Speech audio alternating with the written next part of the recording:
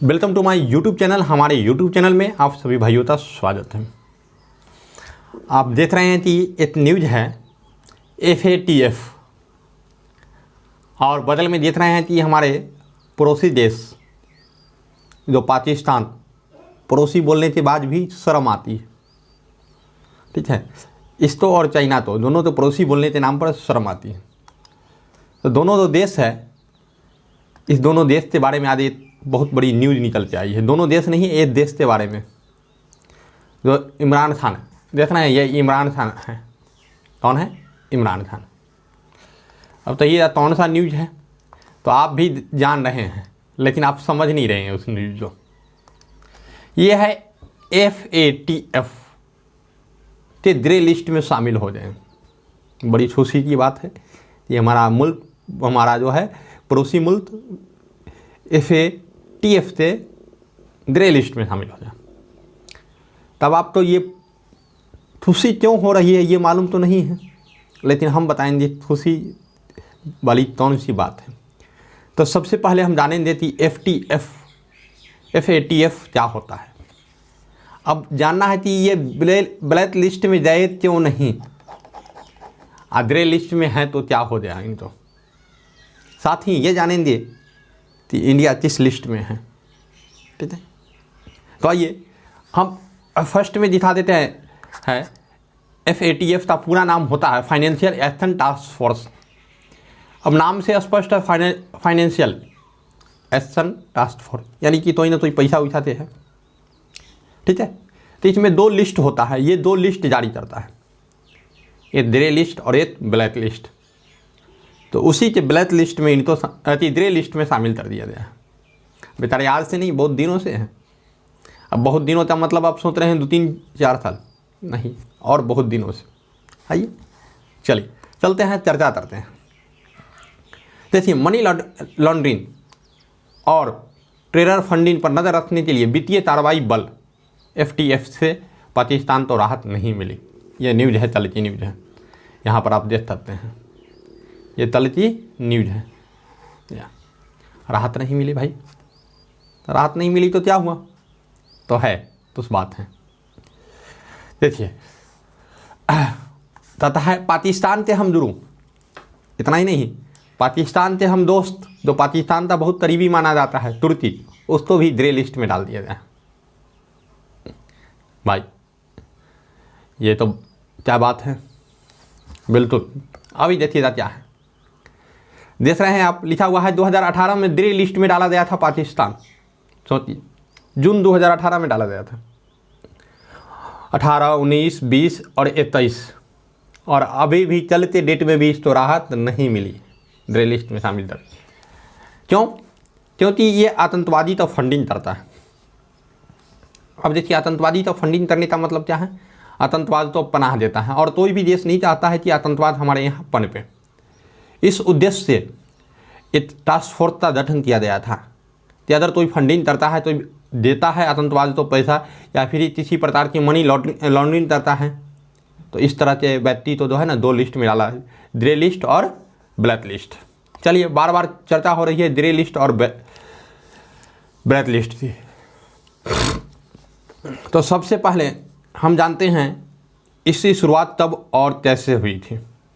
Financial action task force, तो इसका शुरुआत जो हुआ था 1989 में G7 से पहल पर हुआ था, G7 देश से पहल पर। और इसका मुख्यालय जो है पेरिस स्थित OECD के मुख्यालय में स्थित है। OECD क्या होता है? तो होता है आर्थिक सहयोग विकास संगठन के मुख्यालय में है, ठीक है। और ये क्या करता है, देखिए ध्यान किस पर रखता है, तो मनी लॉन्ड्रिंग पर रखता है। आतंकवाद तो यदि कोई फंडिंग कर रहा है तो उस पर लगता है। यदि कोई कानून तो पैसा के दम पर चाहता है कि त्रस्त कर दे तो उस पर रखता है, ये सब नज़र रखता है। अब देखिए, तो G7 देशों ने एक मिलकर एक संगठन बनाया जिसका नाम दिया FATF, ठीक है।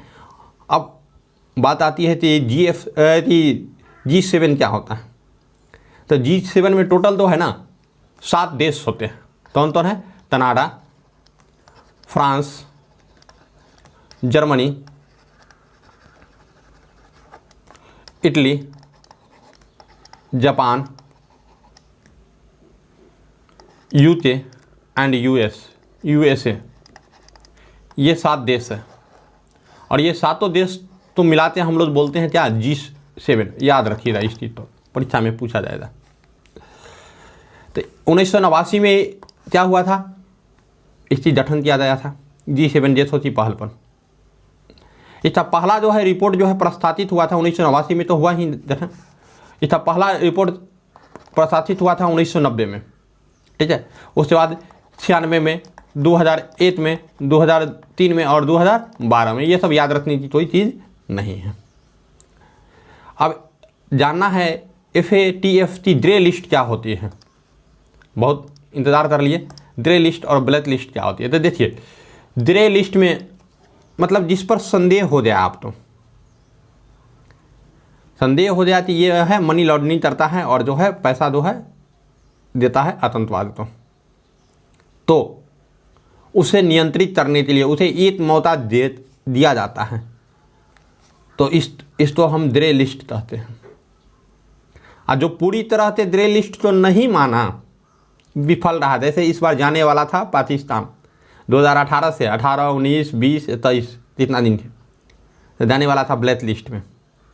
और ब्लैक लिस्ट में जो है ना, स्पष्ट हो जाता है कि ये नालायक सरकार है वहाँ की, जो इस पर ध्यान नहीं देती है, अर्थात उसको ब्लैक लिस्ट में डाल दिया जाता है। अब समझते हैं ये कि ब्लैक लिस्ट के अंदर यदि डाल देंगे तो क्या होगा। सबसे पहले ब्लैक लिस्ट की बात समझते हैं। यदि ब्लैक लिस्ट में डाल दिया जाता है तो उसमें बहुत ही बड़ी कठिनाई आती है। अब तो उसको पैसा देना नहीं चाहता कोई अन्य देश। अब समझ लीजिए आपके पड़ोसी का स्वभाव बढ़िया नहीं हो, क्या आप पैसा देना चाहिए था? नहीं देना चाहिए था। उसी तरह से ये है, तो आपके पड़ोसी का तो बता देता है बदल वाले कि पड़ोसी ठीक नहीं है, लेकिन वहाँ पर वो G7 देशों का एक समूह होता है जो इस चीज़ को FATF में देखा जाता है, ठीक है। तो इस तरह से एक मतलब क्रेडिट होता है उस पर। उसके बाद IMF से लोन नहीं मिलता है उसको, ADB से लोन नहीं मिलता, यानी कि पैसा के नाम पर उसको दूसरे देश से मिलवे नहीं करता है। तो इस तो हुआ ब्लैक लिस्ट। ये तो चाहता है ना ब्लैक लिस्ट, यानी तो ये थी नहीं। अगर इसका PDF आपको चाहिए तो आप जो है हमारे टेलीग्राम पर ज्वाइन करके ले सकते हैं। अब देखिए, अब जब ग्रे लिस्ट में जाता है तो क्या होता है, ठीक है। अब बात आती है ग्रे लिस्ट में शामिल होता है क्या होता है। तो ग्रे लिस्ट में शामिल होती है तो सबसे पहले उसको एक मौका दिया जाता है। क्या मौका दिया जाता है? मौका ये दिया जाता है कि आप सुधर जाइए, नहीं तो आप तो ब्लैक लिस्ट में डाल देंगे। अभी तो छोटा मोटा कंपनी उस पर देश में आ भी जाएगा, तो छोटा मोटा लोन भी मिल जाएगा, लेकिन ब्लैक लिस्ट में शामिल होते हुए नहीं होगा।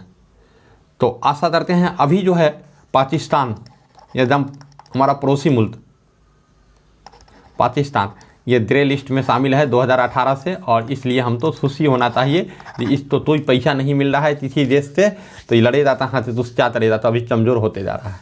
ये बड़ी खुशी और राहत देने वाली खबर थी।